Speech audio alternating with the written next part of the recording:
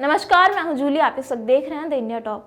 जम्मू कश्मीर में 2 बिहारी प्रवासी मजदूर आतंकवाद की भेंट चढ़ गए। अब इसे लेकर के लगातार राजनीति हो रही है। इसी सिलसिले में बिहार के नेता प्रतिपक्ष तेजस्वी यादव ने भी पूरी घटना को लेकर के शोक जताया है और साथ ही नीतीश कुमार की सरकार को घेर लिया है।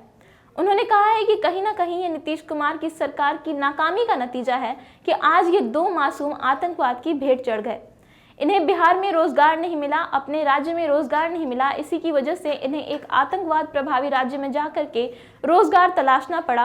अपने घर से इतनी दूर ये रोजी रोटी की तलाश में गए और ऐसी परिस्थितियां पैदा हुई कि इन्हें आतंकवाद की भेंट चढ़ना पड़ा। तो इसकी जिम्मेदारी अब बिहार के मुख्यमंत्री नीतीश कुमार के सर है। इसी को लेकर के उन्होंने कहा कि अब मुख्यमंत्री को अपने पापों का पश्चाताप करना चाहिए और जो मृतक हैं उनके परिवार के किसी एक सदस्य को सरकारी नौकरी और साथ ही 1 करोड़ रुपए की सहयोग राशि देनी चाहिए। इससे कहीं ना कहीं उनके पापों का पश्चाताप होगा।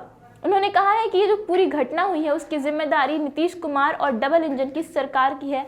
उनकी सरकार की नाकामी की वजह से ही आज 2 मासूम आतंकवाद की भेंट चढ़ गए हैं।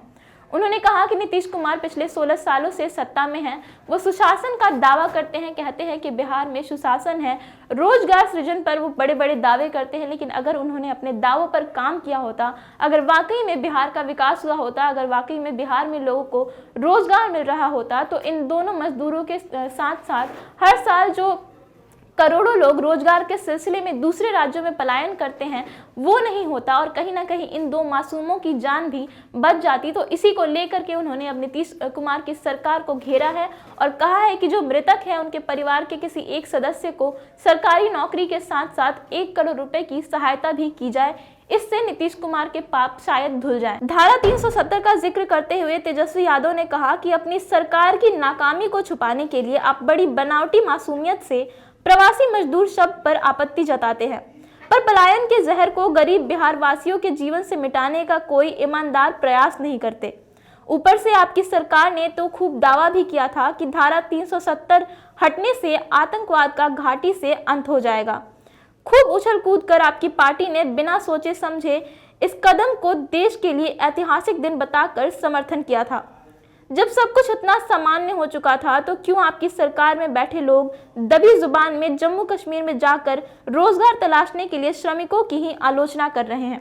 उन्होंने कहा कि अगर इन श्रमिकों को बिहार में ही रोजगार मिल जाता तो उन्हें जम्मू कश्मीर नहीं जाना पड़ता और कहीं ना कहीं आज इनकी जान भी बच जाती। तो ये सारे सवाल उन्होंने नीतीश कुमार पर उठाए हैं।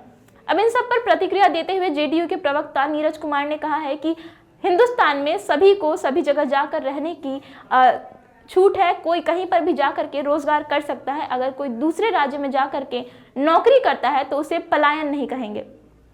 साथ ही उन्होंने कहा कि ये आतंकवादी घटना जो है वो बेहद दुखद है। इस पर तेजस्वी यादव को राजनीति नहीं करनी चाहिए।